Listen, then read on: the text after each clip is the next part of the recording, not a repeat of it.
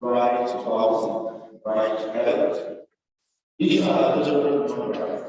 You don't have to give up away. This right can be denied you, can be taken away from you. Another fundamental right is equality. Now, we come to the aspects that have to do with equality and non-discrimination. This is one of the areas where we face a lot of problems. Because first of all, by being regarded as a minority, you are already disadvantaged. Two, if by virtue of your culture, somebody considers your culture as primitive, it means you are already disadvantaged, because the idea will be that you are going to be asked, requested, demanded, sometimes forced to abandon your culture for the culture that is considered superior. Your culture will not be protected, your culture will not be upheld. Nobody is going to work to make sure that your cultural rights are preserved. So, we're talking of non-discrimination. The other issue is cultural heritage, knowledge, and language. That cultural heritage is collective rights. The kind of food you eat, the way you dress, the kind of houses you build. In fact, culture, has so many aspects. And one of those aspects is also language. So, if you are an indigenous person and another superior or larger or more powerful or foreign culture is imposed on you, the idea is that you may be refused certain things. I know in Bauchi, when we were coming up, there was this ethnic group called Ulawa, and they will still come into town naked. And they had to plead with the women that please, when you are coming, try and put on something. So the local government decided to sew some skirts for them so that they can wear the skirt. So they will still wear the skirt and nothing on top. And when they come to town, when they are coming, they will not wear it. It's when they close to town, then they will wear it. Then they will enter the town. When they finish market, when they go out of the town, they will remove it and fold it and put it back inside the basket and go. Of course, if you go there now, you don't need to find any of them with that. But the question is that it's a cultural, they have cultural issues. And everybody should have his cultural rights preserved. Beyond that is the issue of knowledge. What kind of knowledge do your people have? I have a lot of, let me call them, friends that are white people. One time we were having a program with one of them, and we saw, I don't know, some of those of you who are Christians, I used to go to church where they have the matter. There is this pot-like musical instrument, and they have something that is like a foam with a stick, and you hit it, and it makes sound boom, boom, boom. So he was doing lecture. That time there were no whiteboards and markers, so he was using chalk to do the lecture, and we were looking for duster, and there was no duster. So somebody just brought that and gave it to him. And he used it to clean the blackboard. I said, oh, this is beautiful. When I go back to our country, I'm going to produce this kind of duster. Because all the dusters we have, by the time you use them on the board, your hands will be full of chalk. But this one, when you use it, there is no chalk. Of course, it's just an example. But we have a lot of traditional knowledge in our cultures, and some of them we have been made to abandon them. It's It's a known fact in the medical field that a slave from Nigeria was the one who taught the white people inoculation. Because inoculation has been practiced in certain parts of Nigeria from time immemorial. It was from them that they got it and developed the vaccine. Today, that family is one of the largest, most richest pharmaceutical manufacturers in the whole world. And they got that idea from something that has been practiced somewhere for a long time. Of course, you know that Africans, we know how to work on sticks. And you could see a masquerade high in the sky, working on sticks without falling. But we have other kinds of knowledge. So in other words, in terms of medicine, textile, technology, these things are there. They may not appear so advanced, and the scientists may not understand how they work. And sometimes in the foolishness of so-called scientists, they throw away what they cannot explain by calling it fetish, witchcraft, or whatever. But you have indigenous knowledge, and you have a right to those knowledge. The other one is gender equality. Of course, in many of our cultures, we are patrilineal. So mostly it follows the line of the men. But gender equality is to encourage transformation and dealing with issues related to gender. Unfortunately for us now, there are people who have come to say human beings are genderless. So, you know what I mean by being genderless? Because if you can choose your gender, it means you are not born with a gender. It is you that can decide what your gender will be. But if you are actually born with a gender, then you can't choose your gender anyhow. In most of our traditional communities, we have issues related to this and we have ways of dealing with them. In fact, if not because some people have been shouting of gay rights, in some communities, gay people do not have problem because the community has a way of handling them and they are within the community and they live their life without anybody harassing them. But when they started shouting about it, it now became a problem for some. One other aspect of the indigenous people's rights is conservation and protection of the environment. Now, of course, you don't conserve, human beings don't live in the sky, they live on the ground. Even if you live on trees, the trees is on the ground. So, land rights, environmental rights, the right to be able to conserve the environment.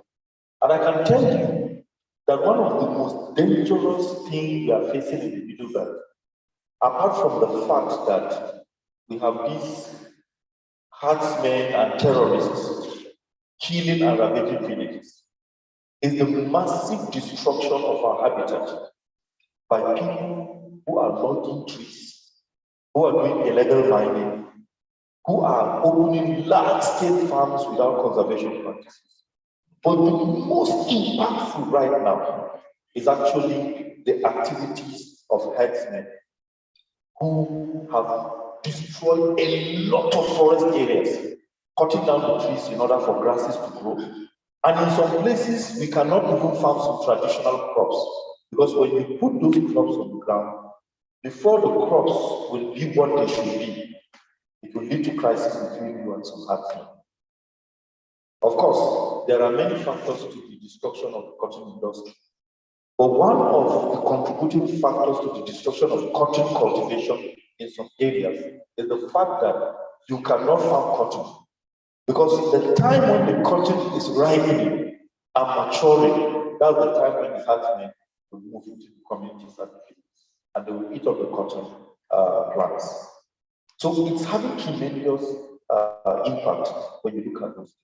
Of course, when we talk of environmental friendly business, you also realize that we have certain animal breeds that have been very well adapted to our environment. which we are using right now. And if we are not very careful, some of them will not get it. In many of our villages, we have lost donkeys now. There are many villages that even if, I'm not talking of cities, you go to the villages, you will not find our traditional donkey again. They are gone. I don't know how many of you know that we have one of the most strongest and hardy breed of horses in the Middle Belt. They are fly resistant. They are small, so they can move even within the forest areas. They are very, very strong. They are resistant to diseases. But today, most of those horses, you will hardly find them anywhere in Nigeria.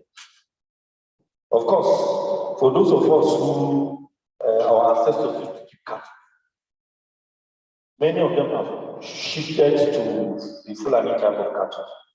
And that's also. We are also losing a lot of education, waterfronts, and so on. Another issue related to that is education, development with culture and identity. So you will also see that we have a right to how we educate our people. Now I can tell you that we have an educational system that is not the Western system of education. What do I mean by that? The system of education in our traditional cultural environment is I don't want to call it existential, but it's the kind of education that is given to you. Let me use the word holistic education. You are educated spiritually, so you know the spiritual things you need to know and how to handle spiritual matters. You are educated on how to be a man. You are educated on how to be a woman. Before a lady gets married, she is educated on how to be a wife. You are educated on how to make a living. You are educated on how to survive, either as a farmer or in the wild. So your education is holistic. You will be able to live, fend for yourself, take care of your family, and be a responsible citizen. Am I making any sense? This means we have the right to education and the quality of education we provide. Of course, the Western system of education, for many of you who may know and may not know, so for those who know, maybe a reminder, for those who don't know, the Western education is also a streamlined kind of education. And some of the schooling system is either designed to make you a scholar, hello, or to make you a worker. Now, there is also the training that is designed to make you a leader. So they look at you and they identify and allocate to you where you should be. And you are given the kind of education that suits the category of person that you are supposed to be. So even as we're discussing the issue of minority rights, politics, leadership, and peace, there are many of us that have read books on leadership, and there are many of us that have read books on business, and there are many of us that have read books on all sorts of things. And sometimes we discover that we are finding it difficult to be able to live out some of these things, partly because we are literate, but we are not trained.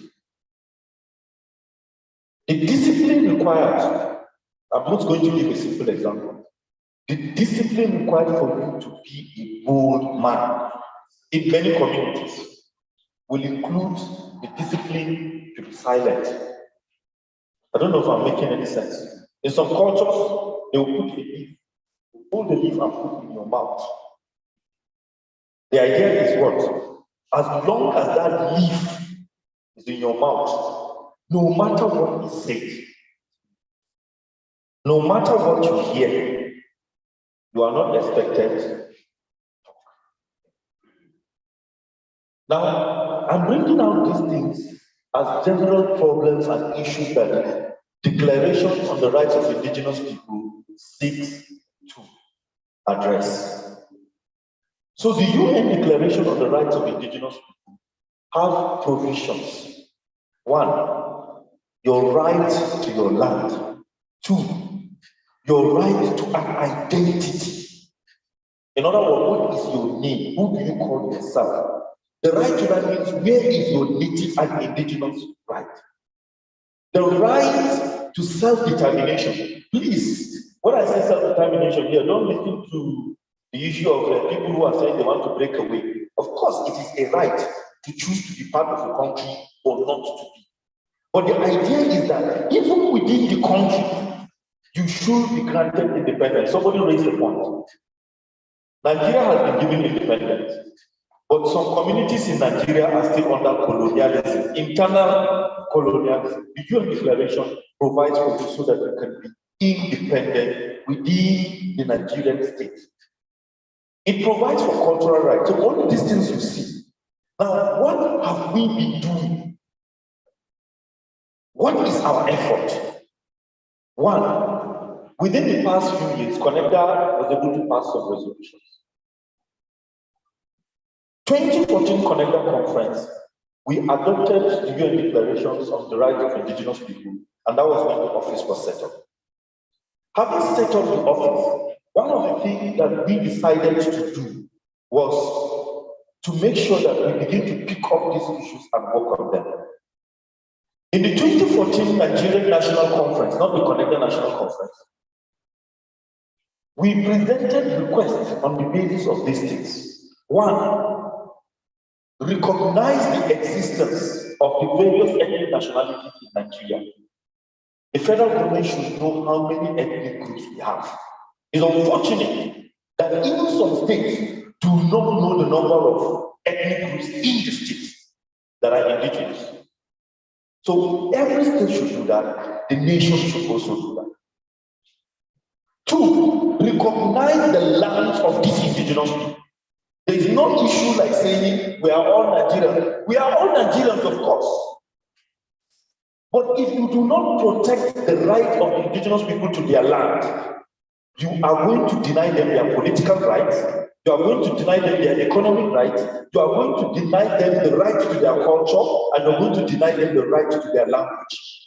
So a federal government or a government that says you have a right to your language, but does not preserve the right to the land where the language will thrive, is automatically saying, yes, you can have a language, but no, the language doesn't have a home. It is a vagabond. Am I making any sense?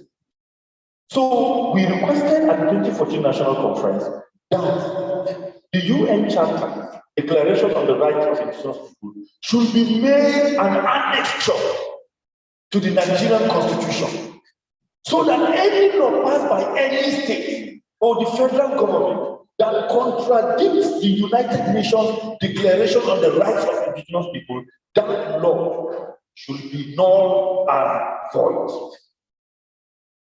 So we also say a provision should be made to allow various indigenous people the freedom and liberty to come together and exercise their right to indigenous organization and identity. What do I mean by that? Right now, before in the UN, you have CBOs, community-based organizations, you have NGOs, non-governmental organizations, you have businesses, they are all those things. But the United Nations have now classified that there are indigenous peoples organizations. In order not to misconstrue that in Nigeria, we call it autochthonous peoples organizations. Now, autochthonous peoples organization or indigenous peoples organization, they are not associations. They are not NGOs. They are indigenous peoples government. And in one of our resolutions in Conaecda, it was decided that we should have indigenous peoples authorities and indigenous peoples government for every ethnic nationality. Now, what are we doing? We have drafted constitutions in line with constitutions drafted by other indigenous peoples groups across the world. And we've started the process of training. Just this September and early October before the conference, we had the training for 3 pilot communities in Plateau, where we showed them what these things are and how it will be. And we intend that in the coming years, we will meet with every community so that we give them, we expose them, we get them to understand these things so that they can be able to have their autonomous people's organizations for authority and their autonomous people's government. Now, please get me right. The institutions we already have in place all fit somehow. And I don't have the time to elaborate on that, but we will go around doing the training. And we hope that as more and more people get the training, we will also train additional people to help facilitate it. You should be able to have your anthem. You should be able to have your flag. You should be able to have your emblem, whether you call it a coat, it's not coat of arms because you're not having an army, but something like a coat of arms.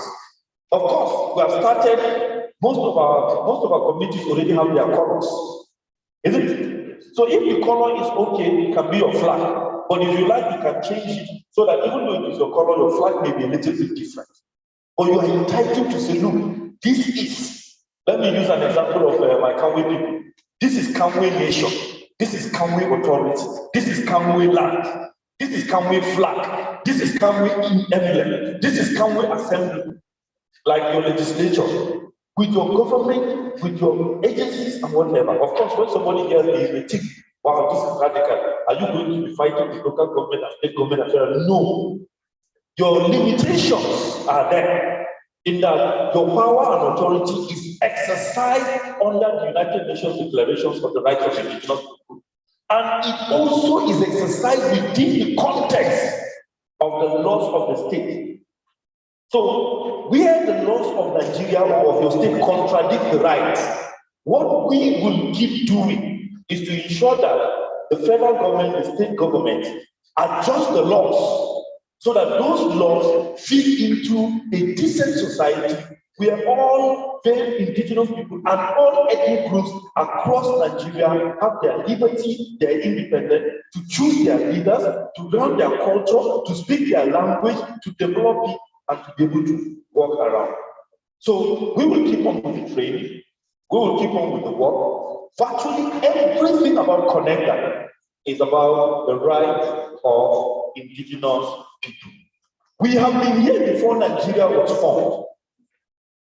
We are not praying that Nigeria will dissolve. But even if Nigeria dissolves today, we will still be here. The name Nigeria can be changed. I don't know if I'm right. Of course, it wasn't Nigeria before. The name Nigeria can be changed. New states can be created. Local governments can be created. But our indigenous lands, our location, and our identity is fixed. And that is why even in the Willings Commission report, they identify permanent identities like one, ethnicity. And of course, ethnicity is not the same thing with tribalism. Ethnocentrism is like racism. Race is not the same. It is part of who you are. You need to study race even in medicine. Because some of the diseases that white people suffer from, we black people, we don't suffer from them. And there are some diseases that we suffer from more, and they don't suffer from those. It is part of our inbuilt nature. Ethnicity is like that.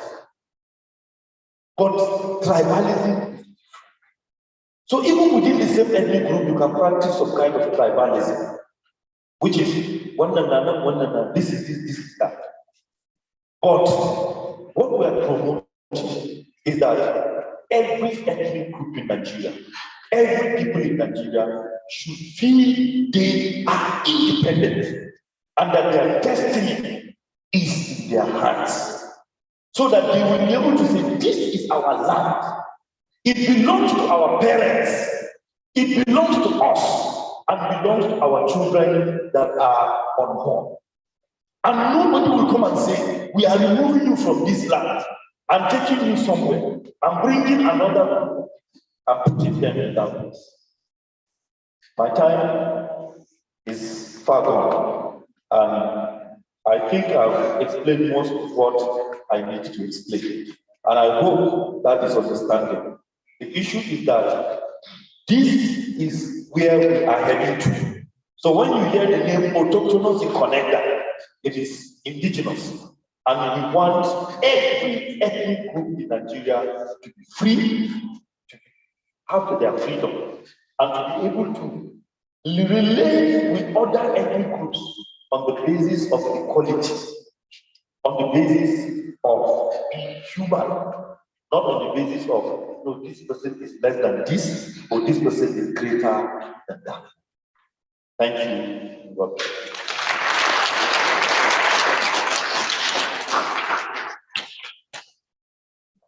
Thank you, our indefatigable Secretary General, for that exposition on the rights of communities. Once more.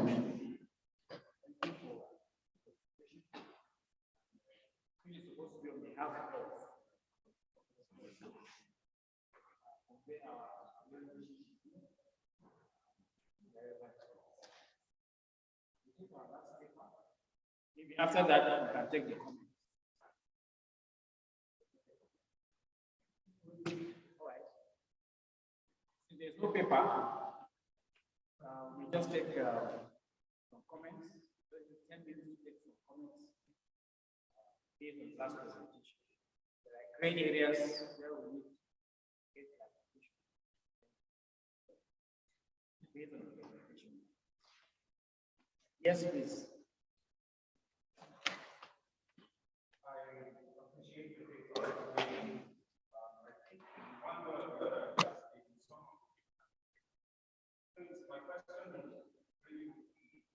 How can we as young people, especially the type of have access to community? Because I do not mind facilitating, I do not mind helping tweak whatever is on ground. Because, well, initially my training is before. So it's how do we come in? We have to wait for the body to do all the work. I think people.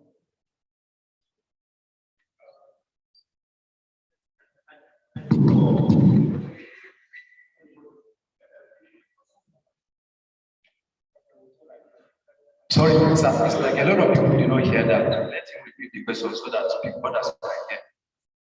Please.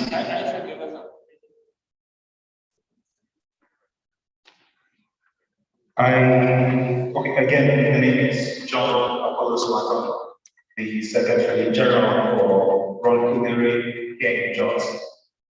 The question was, how do we come, especially as young people that have been doing some sort of advocacy for indigenous protection and indigenous rights, or do we let the body to all the work? That's just it. And then he said something about facilitating. So I also don't mind doing that because I lecture part-time, so I don't mind also facilitating, especially. That's where my expertise is.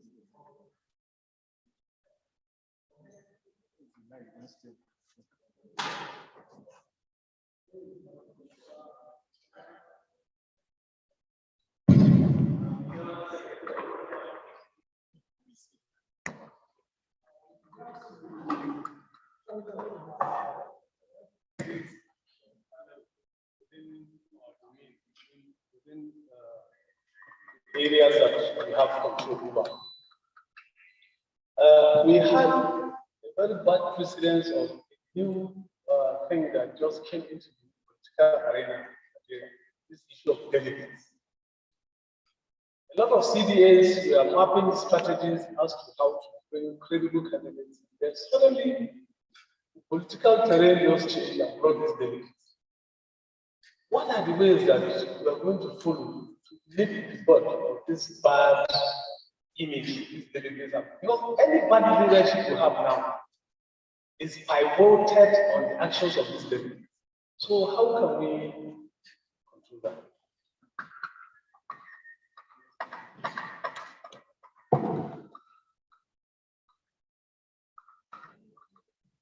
Okay, my name is Theophilus Noah.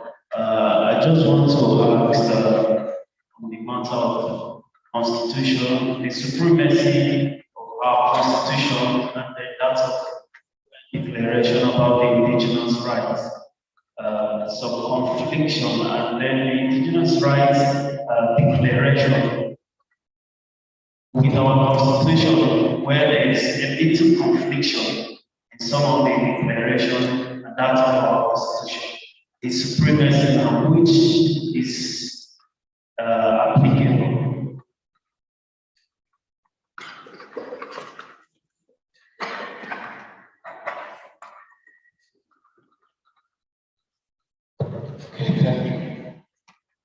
I want to make a comment on the importance of these rights. If you look at the present killings in the middle west, they are not the kill and go kind of arrangement we have seen in the past. This one is kill and stay, kill and grab the ground. We thank God that the last session was not there. If it were held, you would have realized that in many of our localities, there would have been a successful change in demographics. You will see localities that were hitherto ethnic nationality A, but they have been wiped away. A new set of nationalities have stayed there. And that census would have been one way or the other giving them legitimacy. So the issue of the rights is to enable us stay and make a decisive claim on what belongs to us. Because it is getting to a point that government doesn't seem to be willing to say, hey, no, leave this place. So if government doesn't ask the man living on my ancestral land to leave, it is imperative for me, ask him to leave. Then what do I need to show as proof that this is my ancestral land? So some of these rights, we should take them very serious. They are not just like somebody's trying to just play on semantic or anything. They are very, very important. Apart from our identity, they help to lay claim on what belongs to us in terms of ancestral lands. Thank you very much.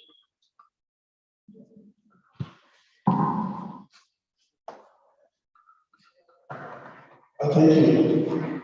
My name is Francis. The right to land. Yes, it is written in the Constitution that all land belongs to the government. Under that privilege, most of our land are taken over for a cost in the mental purposes. A good plan will carry out the decision of the government before you know it, that is sold to other people who are not indigenous to the land. We have those lands that are like the one of my heritage. But the land that was sold for housing purposes in court. It was sold in Africa, but the images were used. That is a really important. In such situations, that our land are taken by the government with the military purposes, and then today we have discovered that the different people that are taking over the land. How will we learn such lands?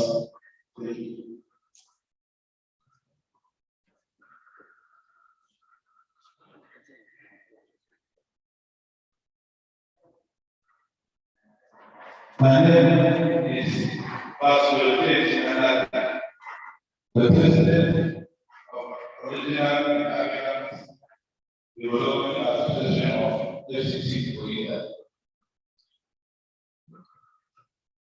Thank you for the wonderful the right of the indigenous people is solely based on the land. So, I want to say two things. There is something that RFO and CFO, right of occupancy, and then certificate of occupancy. It was formulated in 1978 that the Land Use Act are only created as if the federal school did not exist on the land. And then the lady and the market handles the state and the constitution.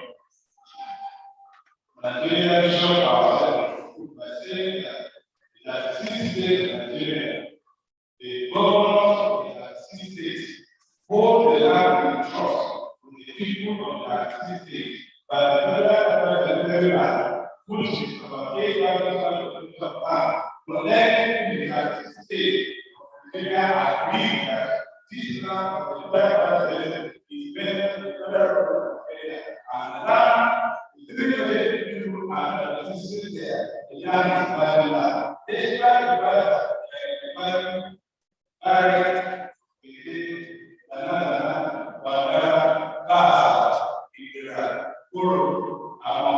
in the land and the state session. Yes, there was over 450,000 people. Now they will still create right of occupancy is that platform and give people 50 years. The certificate of why place 99 years, that's the shit that does that. Now, the people that do not have the law in Nigeria that existed in 1914 and the law in 1948, and now they say the people that died of 50 years. They have 50 years, what happened to that? So please, I want to begin by saying that all of us, is because we are working on now. They are now creating people, it is not anything. It is really anything and it's based on giving our place and quality from us. They are around the particular group that is going to go about marketing and seeing our global and having for them in the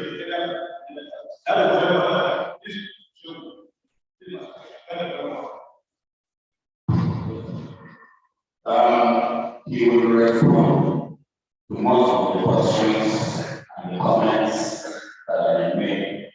But in view of the weight of what the Conaecda president is raising, I want to tell you categorically, the Land Use Act does not make government the owner of land in Nigeria. There is nowhere in the Land Use Act where they say that government or governor owns the land. Some of these governors, like El-Rufai, will sit down and tell people he owns this land. He is governor, he is the law. That's illegal. That is one. Two, the law, the constitution says, the Land Use Act, which is an adjunct of the constitution, says, the governor holds the land in trust for the people. That's what the law says. You hold the land in trust for the people. You administer it to the best benefit of the people. That is what the land law says. But the violator misinterpret it, give it the kind of meaning they want, because that use it to grab the land. And when they don't succeed in grabbing the land, they promote terrorists, herdsmen, militia, to come and drive you away so that they can take over the land. And appropriate it so that it now becomes private property. That is one of the things you have to go and tell your people. The land does not belong to government. When they came to take over our land in my community and give a C of O, they gave a C of O to some companies. We went to court and challenged it. And the court declared the right of occupancy and the certificate of occupancy illegal, ultra-virus, and of no effect. And it still stands. The government could not appeal it. They couldn't. Some of the chiefs were telling us, hey, you cannot win against government, you cannot do this, you cannot do this. That's why I lost my job.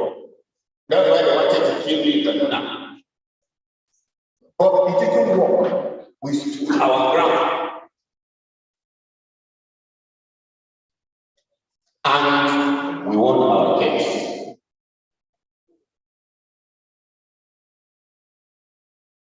So all of this propaganda by government, don't listen to it. The other thing before he comes is this.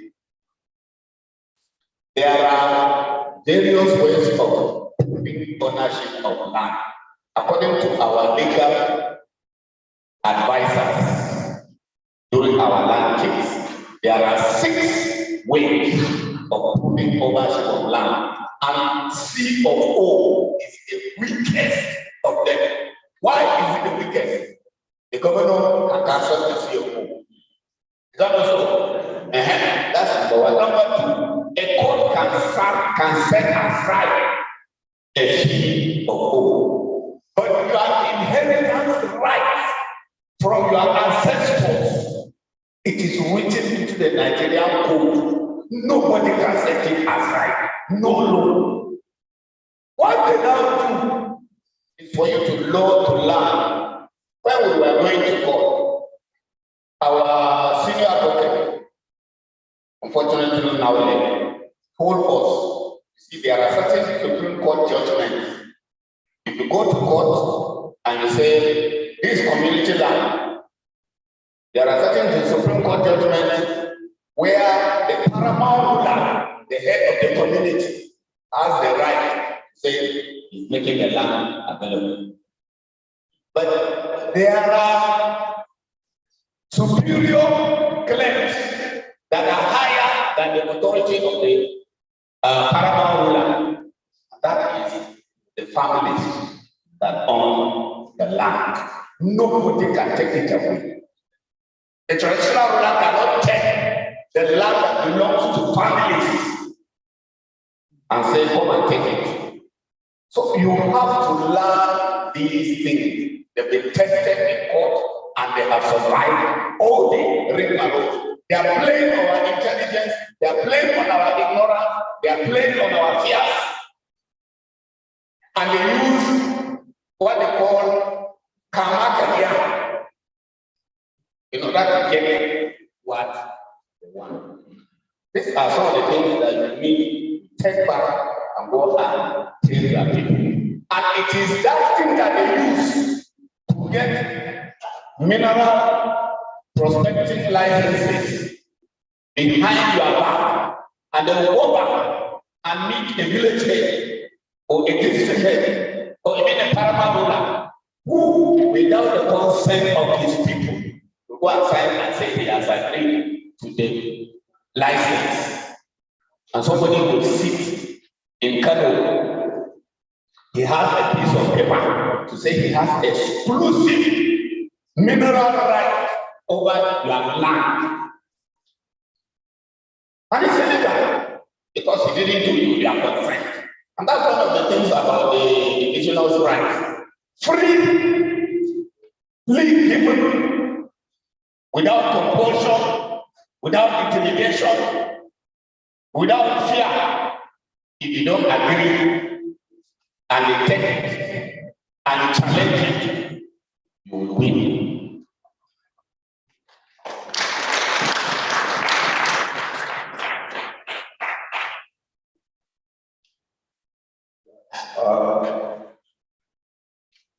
Doctors already addressed one of the most important issues that has been raised, the issue of land.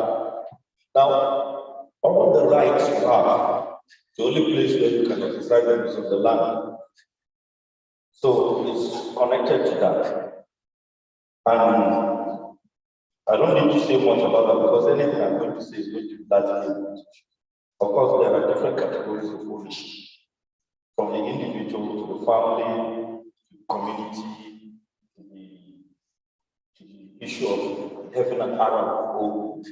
Please, there is nowhere in Nigerian law that says the land belongs to the state.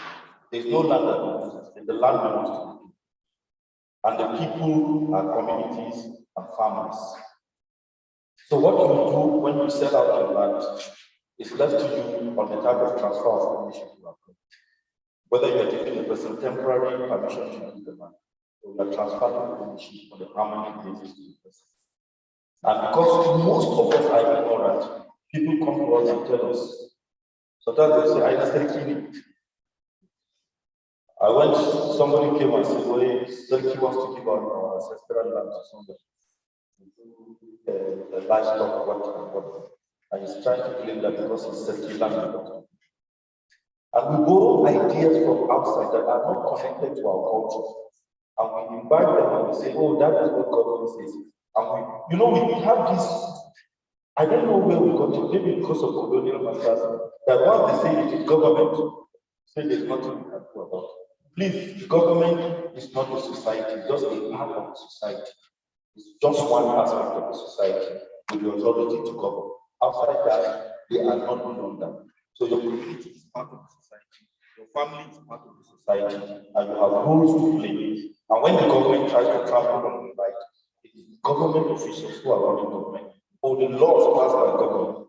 And within the government, you have arms of government so that they will check the activities of other people who are doing that and ensure that the rights are trampled upon. And you need to use those things. And that's the reason why you find out that we say this law is not just, it's not right, it's not just, it's fair, we need to change it. And when somebody asks, say, no, this action is not correct, whether it is governor or president, and you go to court, so that the court will say you are president, but you are not the law.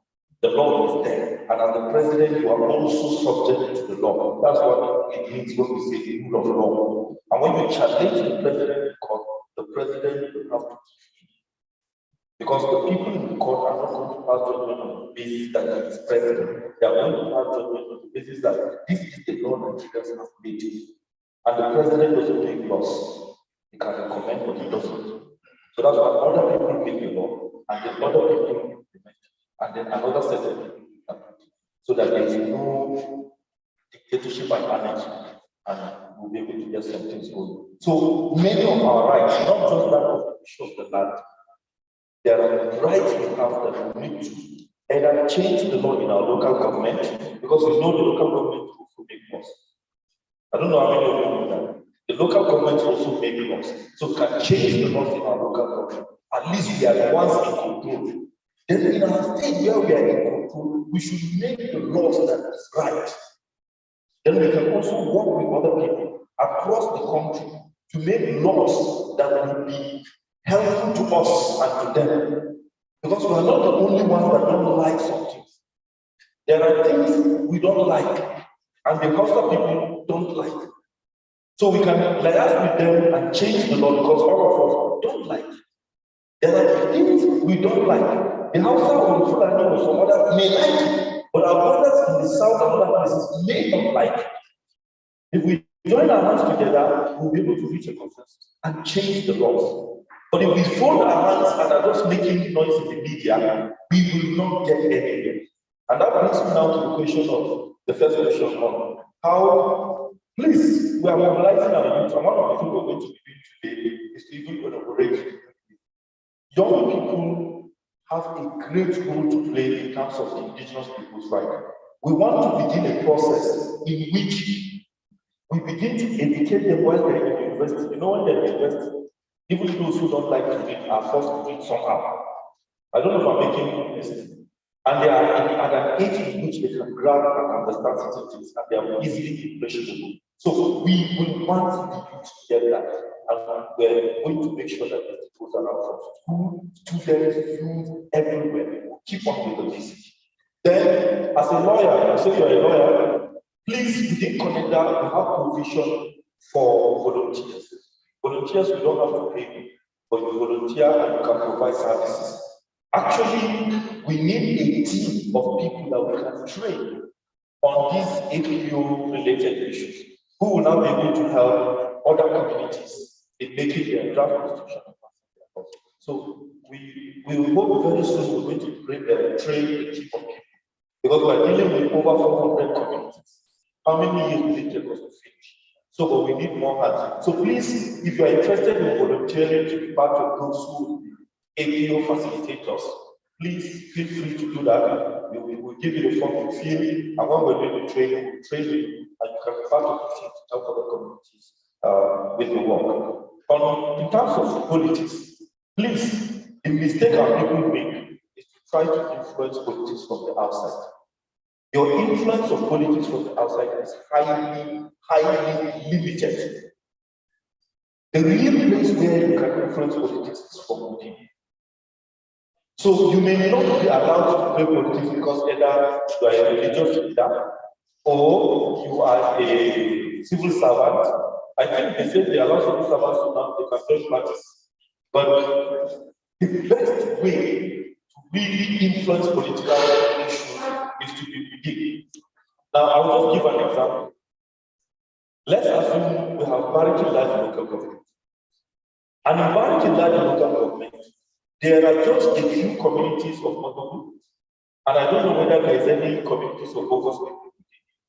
But virtually more than 90% of the people in Bariki Large are there. Am I making any sense?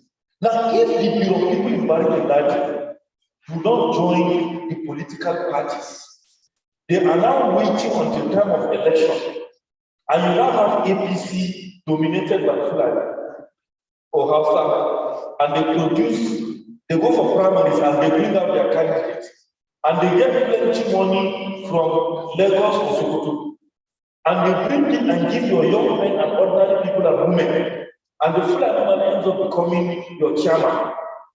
You will talk and talk in the churches and talk in the market and talk wherever you want to talk. You may not succeed.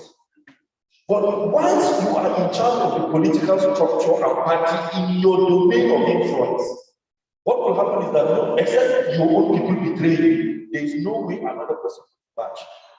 And you have solved the problem. Because why?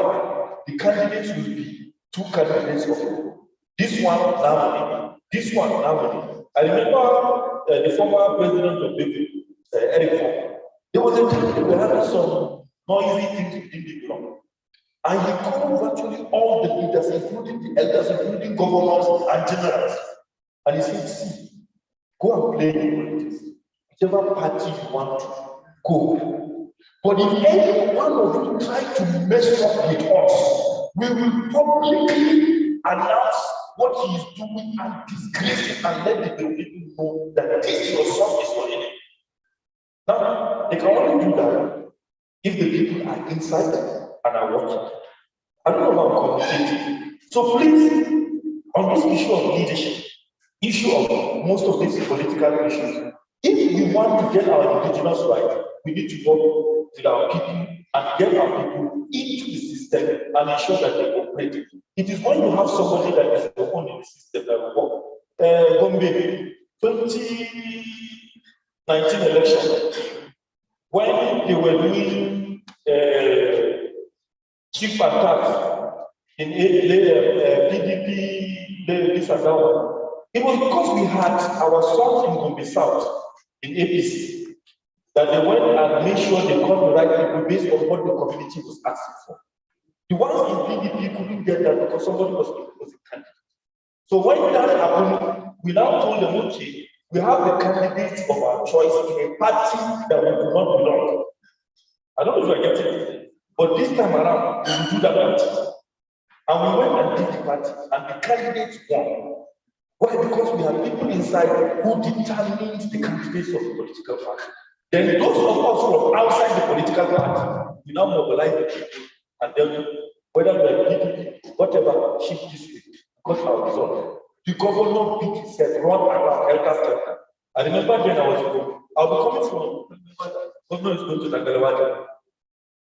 And we were just doing that, this one, that one. But at the end of the day, it was a decision of the people that had the destiny. But once you leave it and you are waiting until primaries, who won? In fact, the Labour Party, a major reason why you had some of the challenges you see was partly because some of the things that, in fact, some of the things we advised them to make sure they get people involved, they did not practice. So when it comes to voting, the people voted them, they had no agent. Because the communities were not part of it. By the time they went to the court, they could not provide evidence and witnesses from the polling units who are eyewitnesses. Because the people were not there. So whatever you do sometimes on the surface, and you have money from Abuja or wherever, and you think you can just make things happen, it won't happen until you have people at home. So if you are in Abuja or Lagos, and you are interested in the political welfare of your people, get Masunoma, Masuchiwo, all those people in the village, make sure they are part of the political party. When it is time for what do you call it, delegates, and they say 5,000, send them the money 5,000, let them buy the ticket and let them meet the delegates. They know who paid them, they know who bought the ticket for them. If they have the money, they will do what is right. If they don't have the money, but they know that it is the community that sends them, they will also do what is right. Why? Because they are going to be accountable to somebody. So please, we need to make sure that that happens. Then in terms of supremacy of the Constitution and issues of right, there are international declarations, there are international laws and covenants. I hope you are getting me. Now, international laws and covenants are laws that different countries go into. So, for instance, you have the African Charter on Human and People's Rights. Nigeria is a signatory. The implication of it is that Nigeria, by signing that covenant, which is an international law, Nigeria itself will not make laws to contradict it. Do you get what I'm saying? So that is the reason why you have those international courts of human rights, where you can go and take the Nigerian government and say, this law in Nigeria goes against my right as a human being. And then the international court can pass judgment against Nigeria and say, Nigeria has a law that is anti-human in its nature. So some of these rights that you see, they are rights that, by virtue of them being international covenants, international law, you can take the government to court and take the government to task, and you can demand that these things are changed. But not all of them will not change, because countries will tell you of their sovereignty, and therefore the right not to be interfered with. So some of the things you need to do is to work internally to change this thing through advocacy, partnership, and awareness. A lot of the things you see us talking about, the people who legislated these laws are our sons and daughters. I don't know if I'm communicating. Some of them are Christian professors, minority professors, who went outside Africa and went and studied what is happening in America and say America is the melting point. No citizen, no indigene, everybody, sorry, no indigene, everybody is a citizen. They came back to Nigeria and insisted that those things should be put into the constitution. They did those things and put it in the constitution. I can tell you, many of the professors are from the middle belt that did that. I hope you are getting what I'm saying. Now they were doing it because they thought it is patriotic. But they forget certain fundamental things because they have become copycats. They went and copied and brought it. When you go to America, America is not doing that. Because even though you have citizenship, you have certain rights. You cannot just go to any state and behave anyhow. And there are Native Americans who are there and they have their rights being protected. And you come here and you say everybody is Nigerian. They say you want to promote unity and we are detribalized and things like that. So there are things that even if we are the ones that did it and we know that we made a mistake, am I making any sense? We should correct it. That's why there's legislation. They make a law, the law is not watching, or they discover there's a mistake in the law, they revise it, review it, and correct it. So that's why most of the laws of nation and the laws of government law, they are not fixed laws. I hope I'm communicating. Some of our people who are religious may not understand this. So they think if you bring Christian, what they call it, canon law, go, the problems of Nigeria will be solved. Or if you bring Sharia law, it will solve. It's not like that. Because even the Sharia law, the real core laws that you cannot change are not many. Most of the laws, you can change them. So when it comes to the Christian law, it's the same thing. So laws of nations can be changed, and we have the duty to change those laws that we feel are not correct. You know, some of the questions are asking of practical things, and that's why I'm taking the time to explain that. I think basically these are most of the things that have been raised. Thank you.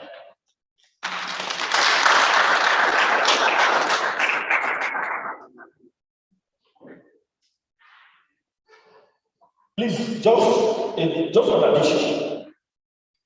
The reason why we have the Office for Minority and Indigenous Rights is that we realize that these issues we are talking about, making noise all over the place, will not change anything. So the work of that office is practical steps that are being taken. I hope I'm communicating. And that's why we are working on it. In fact, yesterday we had a meeting. We want to make sure we have these indigenous rights committees in every state where the technical people will be there, so that we can change some of the law we need to change at the state level. And then we can get our legislators, that's members of the House of Reps, Senate, somebody made that suggestion. And we have the Assembly. We can get them, we can get people in the State House of Assembly. If God provides us with the resources, like some of the issues we're talking about, we can call them to a meeting, explain these things to them, guide them, and then ask them to go and change it. I just told you of the National Language Policy, isn't it? It's a good policy. The people who joined us in championing it are Hausa people, because they also want the Hausa language to thrive in their land. But they are going to recognize that they don't have to force anybody to learn to speak the Hausa. So they want their children in Hausa land to also go to school in Hausa. So all of us have agreed this is a good policy, and we now have a national language policy. So there are many things like that that will require us discussion. It may take time, but we'll get there. And that is the reason why the office is there, so that we'll keep working on it. We will help you as communities, as states, and then we will do that part that we need to do in that office to make sure things are there. Please, I'm saying it because I'm also the secretary of the Minority and Indigenous Rights Committee. That's basically the work we do there. Thank you.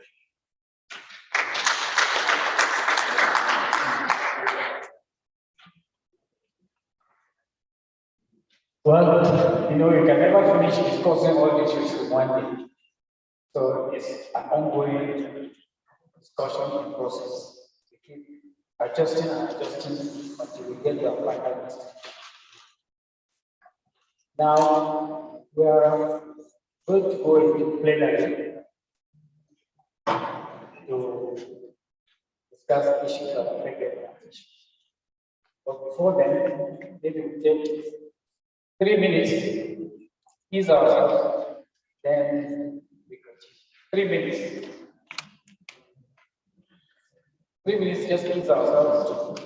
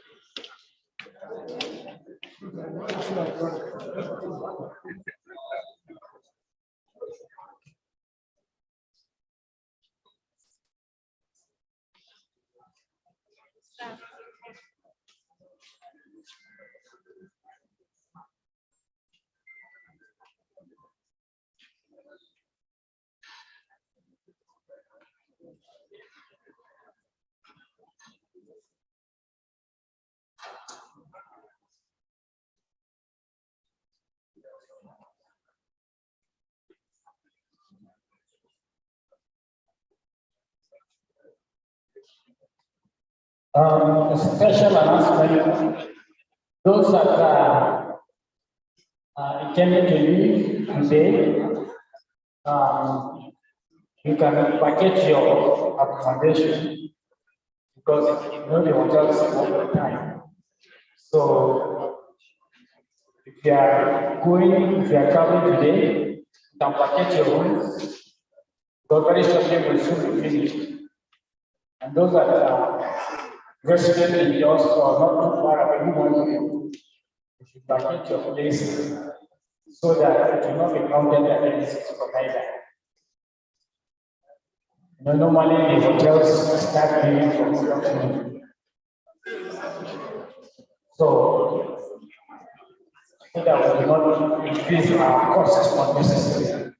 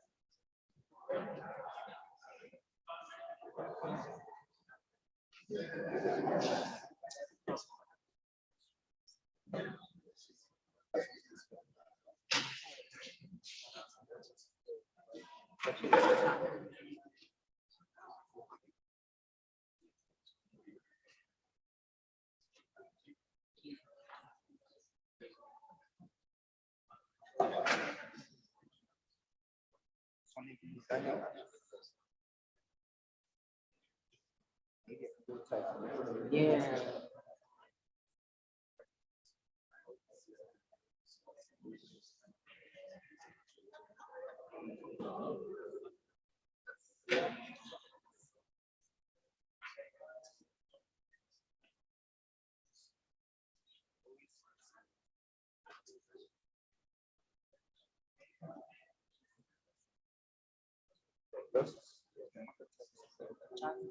Okay, what's up?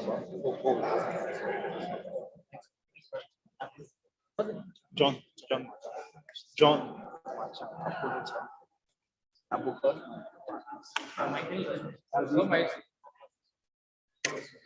Not so much.